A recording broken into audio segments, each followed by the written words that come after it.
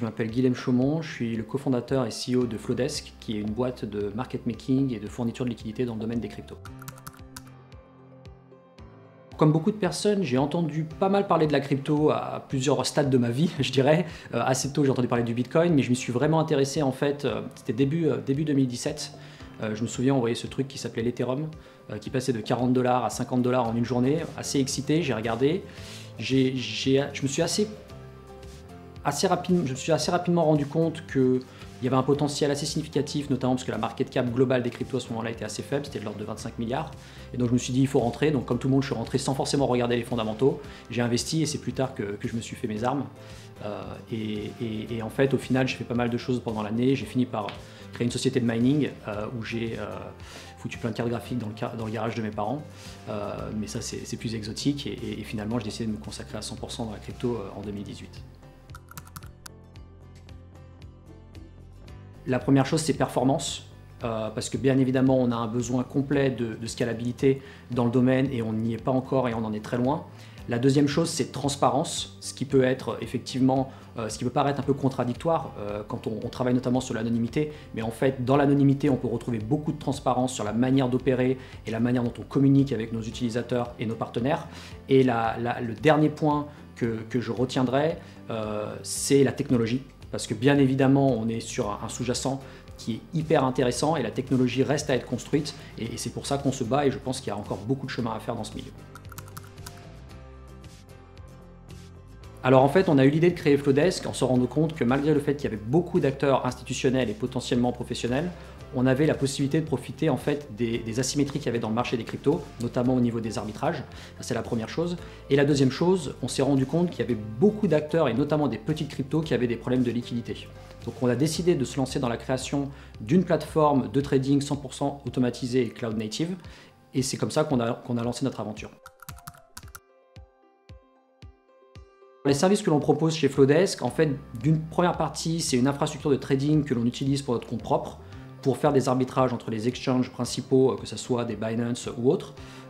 Et la deuxième chose que l'on fait, c'est que l'on leverage cette infrastructure pour fournir de la liquidité à des clients qui ont besoin d'augmenter leur liquidité. Donc ça va être essentiellement des petits projets de crypto-monnaie qui ont quelques millions de dollars de market cap, ou ça va être des projets avec des market cap plus significatifs jusqu'à plusieurs milliards.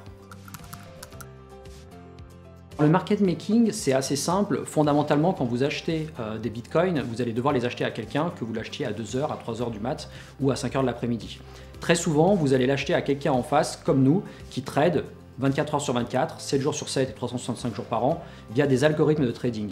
Le market making, en fait, ça sert à augmenter la liquidité pour que quand vous achetiez au meilleur prix et que quand vous vendiez également au meilleur prix. Et nous, c'est notre métier et c'est avec ça qu'on gagne de l'argent. Le wash trading, c'est assez particulier parce que ça existe quasiment maintenant que dans la crypto. Le market making, fondamentalement, ça sert à améliorer la liquidité, donc à réduire les coûts d'exécution de trading. Le wash trading, c'est une pratique qui est assez répandue dans la crypto et qui s'est normalisée, qui consiste à créer pour le coup des faux volumes pour attirer les utilisateurs vers un projet en faisant croire qu'il y a une liquidité qui est artificielle et qu'il y a un intérêt qui est artificiel. C'est une pratique encore aujourd'hui qui existe beaucoup, mais qui va être amenée à se réduire au fur et à mesure que le marché se normalise. C'est que les AMM en fait opèrent uniquement sur des échanges décentralisés avec un algorithme en fait qui est assez simple et où le prix est déterminé en fonction de la liquidité. Nous, le prix que l'on place sur les exchanges, il est à notre discrétion, c'est nous qui le choisissons et qui le déterminons et ça permet notamment de réduire les coûts d'exécution. C'est pour ça qu'aujourd'hui, en passant par des plateformes décentralisées, on garde des coûts d'exécution quand même qui sont assez élevés globalement par rapport à ce que l'on peut faire sur des échanges décentralisés.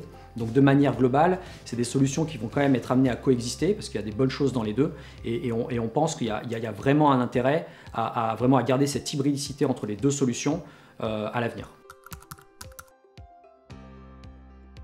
Alors nous, aujourd'hui, on opère en compte propre sur quasiment tous les exchanges, le top 30 de CoinMarketCap. Soit on va opérer en compte propre totalement à notre discrétion sans forcément solliciter l'exchange, mais également ce que l'on fait, c'est que des fois on a des partenariats avec des exchanges qui sont plus spécifiques et qui permettent d'augmenter leur liquidité. Ça, c'est le côté exchange. Sur le côté client, aujourd'hui, on a rencontré un succès assez intéressant avec des projets vraiment de toute taille pour notre solution, que ce soit des projets qui ont une petite market cap et qui ont levé ou non via une ICO, ou des projets qui ont des market cap aujourd'hui de plusieurs milliards, voire dizaines de milliards de dollars de market cap. Alors nous, on est très concentré sur Flowdesk, mais on supporte quand même quelques projets. On supporte notamment un projet qui s'appelle le Xcash, qui est un projet open source de crypto-monnaie anonyme publique. Donc ça, c'est un projet qu'on supporte depuis plusieurs années et qu'on pense très intéressant et qui devrait apporter beaucoup de choses à l'écosystème. Initialement, le Xcash, c'est une fork de Monero. Donc ça veut dire que c'est un coin à la base qui est totalement anonyme. Nous, on pense que les coins anonymes ou publics ne peuvent pas exister sans avoir un minimum d'anonymicité ou de transparence. Donc c'est pour ça qu'avec le Xcash, on a développé une première feature de transaction hybride qui permet à la discrétion de l'utilisateur de faire soit des transactions publiques ou des transactions anonymes. On pense que c'est très important.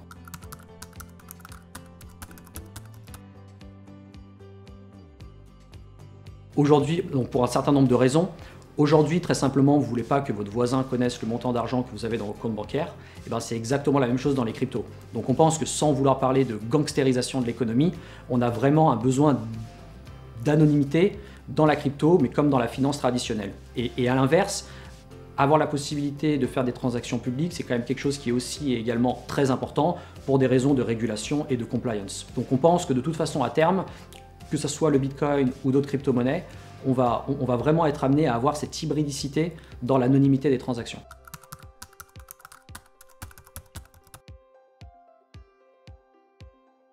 C'est vrai qu'effectivement, cette année 2021, elle est très particulière en termes d'adoption. On voit que de nombreux acteurs institutionnels et corporate sont intéressés par les cryptos et notamment le Bitcoin. Ce qui est certain, c'est que dans cette vague, le cas d'usage store of value, réserve de valeur hors digital, pour moi, il est validé pour les cryptos et notamment pour le Bitcoin.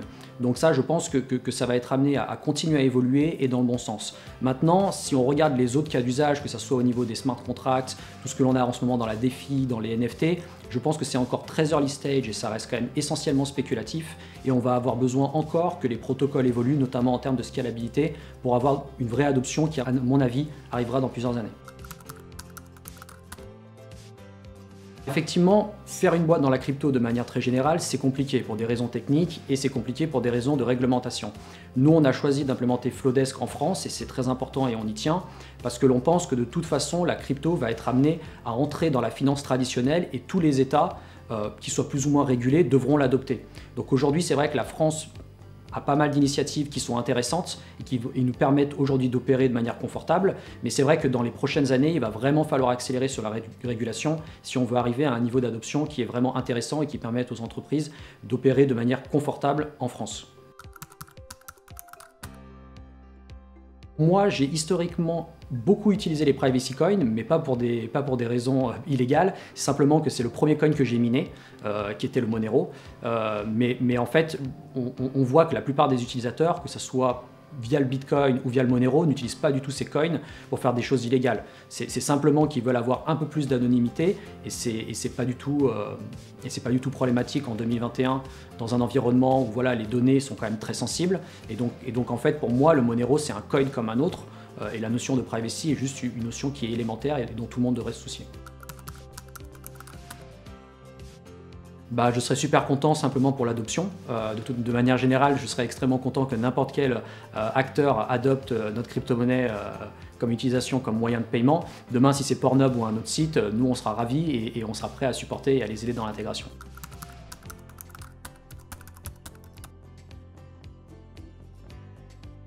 Ça ne fait pas forcément un effet positif ou négatif. En fait, nous, ce que l'on fait, c'est du trading algorithmique. On le fait de manière très automatique et très financière. Donc, au final, c'est simplement des chiffres avec du contrôle du risque. Nous, on n'a pas du tout d'intérêt ni de prétention à dire que l'on est des baleines ou que l'on n'est pas. Et quand bien même on l'est, on ne va pas du tout utiliser cette force pour impacter le marché d'une manière ou d'une autre. Alors CoinTribune, bien évidemment, puisque je trouve que vous faites un travail exceptionnel, que ce soit au niveau de la vulgarisation ou des sujets plus techniques, et je suis hyper intéressé de voir comment vous allez évoluer.